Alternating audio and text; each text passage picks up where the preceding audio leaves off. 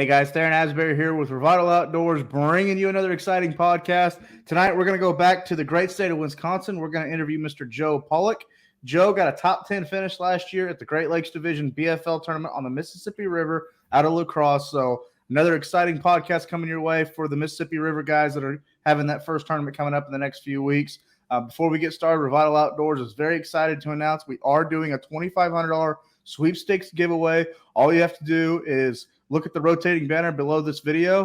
At the top of the description, underneath this video, hit the link, and that will enter you in. You got to fill out the information, but that will enter you in for the giveaway. Again, that lucky winner will be selected at the end of the season, so make sure you get in. And again, that's for $2,500 at the end of the season. Also, make sure you subscribe to our YouTube channel if you haven't already. Check us out on Facebook and Instagram. That's Revital Outdoors. And if you've never heard of Revital Outdoors, we're a premium CBD company. We offer premium CBD products to all the outdoor enthusiasts. They're great for dealing with all the different elements out there in the field or on the water. So check them out on our website. You can purchase them directly off our website. That's revitaloutdoors.com. And also remember, our products are THC-free and made right here in America. So that being said, let's go ahead and bring Joe into the studio from the great state of Wisconsin. How you doing this evening, bud? Pretty good. Yourself? I'm doing great. Appreciate you coming on the podcast. So, man, let's get right into it. You've got a great history up there in Wisconsin around the Mississippi River area. But, you know, last year you started things out with a top 10 finish. So tell us a little bit about last year's tournament. Last year's tournament, it was tough. I mean, it was cold, just kind of like this year's going to be. The fish weren't really in that. They were just getting to that pre-spawn. You had to get to them in the wintering holes, right where they were leading up to their spawning areas. And I was pretty fortunate to find a couple of areas to get me that top 10 finish. Good for you, man. Were you covering a lot of water, throwing reaction baits, or were you slowing down, picking one area apart? Or I cover quite a bit of water when I go up there. I practice for a little while. Reaction baits, I usually, springtime is pretty standard for some swim jigs, chatter baits. That's pretty much a standard of what I do up there in the springtime. Okay. Are you like most anglers? Do you stay in that pool 7, or do you like to go to 8, or do you even like to go to 9? Now, I haven't talked to somebody that likes to go to 9 yet. Are you that first guy? I am that first guy. I can be honest with you. I've probably spent 2 to 3 days on pool 7. Mm-hmm. I spend a lot of my time on 8 and 9. And that's where I do a lot of my work. But you have to find them on both because, you can only stay down a lock or up a lock for so long. And then you got another 3-4 hours or, couple hours at least. On pool 8 to where you need to figure something out. Right. So, okay. In terms of last year, were you targeting largemouth, smallmouth, or did you have a mixed bag? I was targeting largemouth. Okay. And like I said, I was targeting them in areas where there were deeper holes nearby a spawning flat. So they didn't have to go very far. And I was catching them on reaction baits. I actually had to change it up. They were, I believe the day before the tournament, it was really cold, a couple days before it, and my fish had moved from kind of the spawning areas, and they moved back closer to the hole. So I had to, really adjust to that on tournament day. Okay. How many keepers did you catch last year? I probably caught a dozen of them. Really? Okay. So made a couple calls throughout the day. Made a couple calls. Yeah. We caught a lot of shorts, a lot of 14s that just weren't going to help. Right. In terms of this year, what do you think? I mean, I know you mentioned it was cold last year. I've talked to a lot of anglers up in that area, and I've got a lot of friends up in that area. It's been unseasonably cold this year. How do you think that's, let's just start with the basics. How does that change the water in terms of like color? I think it's pretty much going to be the exact same as last year. Okay. Color-wise, the water is up, so it could be a little bit more muddier. I'm not a homebody around there. I live actually about 3 hours away from the river, so okay. I don't get to see it on a regular basis like some of the other guys do. But I would assume it's going to be a little bit muddier. Okay.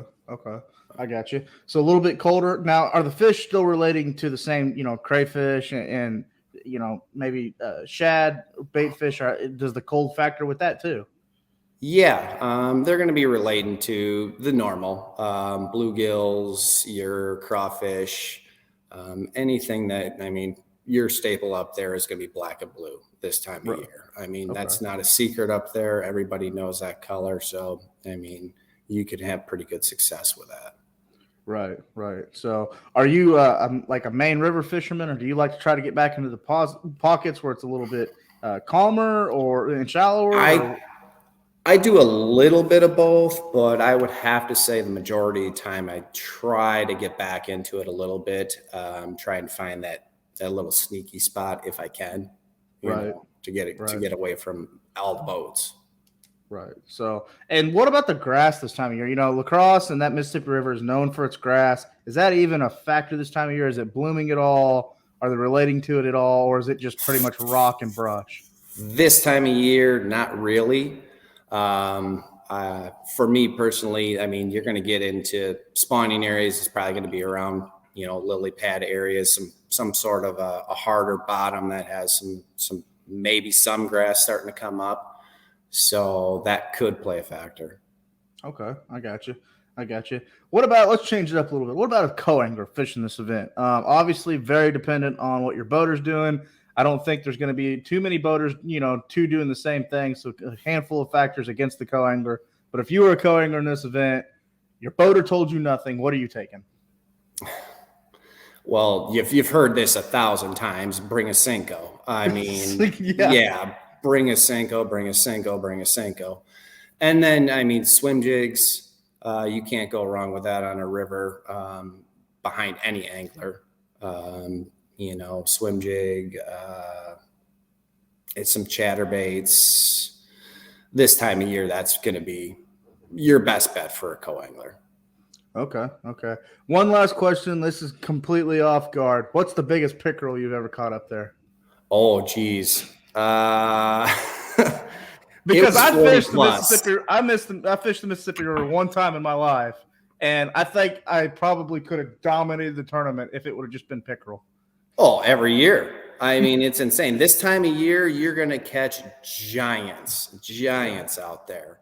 And I would have to say it definitely was 40 plus. I remember it actually, and it had an eel on it. It had to be 12 inches long attached to it, and it was crazy. Yeah. Right. So one thing I learned is they won't touch plastics hardly unless it's a swim jig, but they love to chaw the hell out of a LC crankbait. Oh yeah. For sure.